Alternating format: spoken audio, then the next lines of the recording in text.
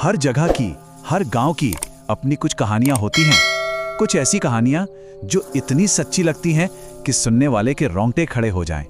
तो आज मैं आपको हमारे गांव भैरवपुर की एक ऐसी ही कहानी सुनाता हूं। ये कहानी है उस पुराने पीपल के पेड़ की और उस रूह की जो कहते हैं आज भी उसके साए में भटकती है। तो कहानी शुरू होती है गांव के ठीक बाहर खेतों के पास खड़े उस अकेले पुराने पीपल के पेड़ से। वो पेड़ बहुत पुराना था, मतलब इतना पुराना कि उसकी डालियां किसी बूढ़े आदमी की टेढ़ी मेढ़ी उंगलियों की तरह मुड़ चुकी थीं।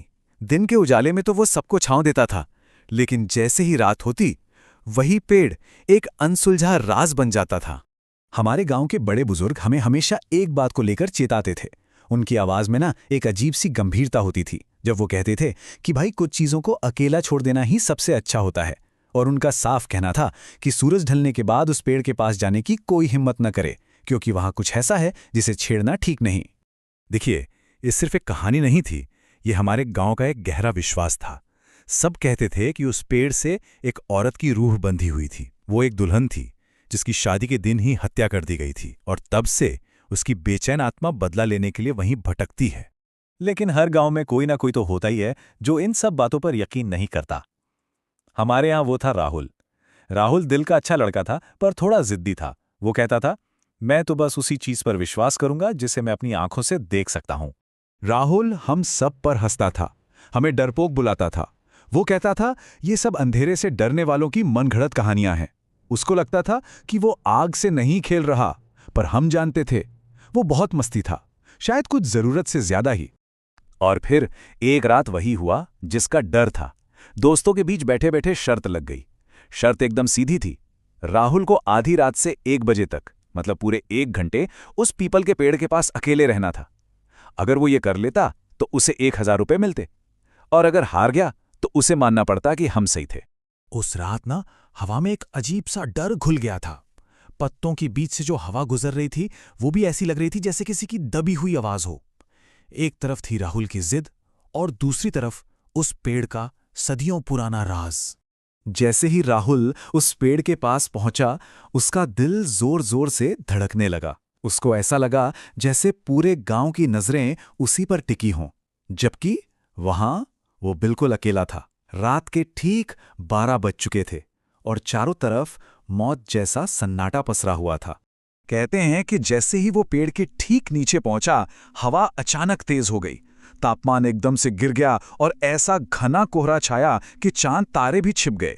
और पेड़ की पत्तियां वो ऐसे हिलने लगी जैसे कोई कुछ फुसफुसा रहा हो। राहुल का हाथ कांप रहा था जब वो अपनी टॉर्च ठीक करने की कोशिश कर रहा था, पर कोई फायदा नहीं हुआ। टॉर्च की रोशनी बार बार जल रही थी, बुझ रही थी, जैसे उस पर किसी अनदेखी ताकत ने कब्जा कर लिया हो। यही वो पहली चीज थी जो उसे समझ नहीं आई। वो परछाई लंबी और पतली थी। उसके लंबे काले बाल उसके चारों ओर लहरा रहे थे, और अंधेरे में उसकी आंखें 2 जलते हुए कोयलों की तरह चमक रही थी। वो साया धीरे धीरे, बहुत धीरे धीरे राहुल की तरफ बढ़ने लगा। राहुल का तो खून ही जम गया। वो चीखना चाहता था, पर उसके गले से आवाज तक नहीं निकले। वो डर के मारे सुन पड़ गया था। उस औरत की आंखें वो पूरी तरह से काली थी, उनमें जरा भी सफेदी नहीं थी।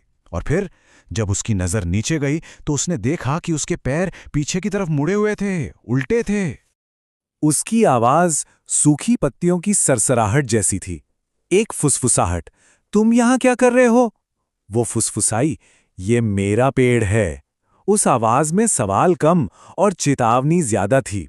बस फिर क्या था? राहुल उठा और अपनी जान बचाने के लिए भागा। उसने पीछे मुड़कर देखने की हिम्मत तक नहीं की। वो गांव की तरफ ऐसे भागा जैसे वो उसकी जिंदगी की आखिरी दौड़ हो। उसे अंधेरे में उसकी हंसी सुनाई दे रही थी, एक ठंडी बेरहम हंसी जिससे उसके रोंगटे खड़े हो गए। वो अपनी गर्दन के पीछे उसकी बर्फीली सांस महसूस कर सकता था। घर पहुंचकर उसने जोर से दरवाजा बंद किया और वहीं जमीन पर हांफते हुए गिर गया। अगली सुबह गांव के कुछ हिम्मत वाले लोग ये देखने के लिए पीपल के पेड़ के पास गए कि आखिर हुआ क्या था। उनके हाथों में कुल्हाड़ियां और मशालें थीं, पर वे फिर भी डरे हुए थे।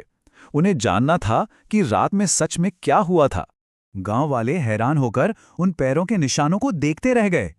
उसी पल उन्हें यकीन हो गया कि राहुल सच कह रहा था। पीपल के पेड़ का भूत असली था, क्योंकि वहां उन्हें दो चीजें मिली। एक तो राहुल की टूटी हुई टॉर्च और दूसरा जमीन पर बने अजीब उल्टे पैरों के निशान।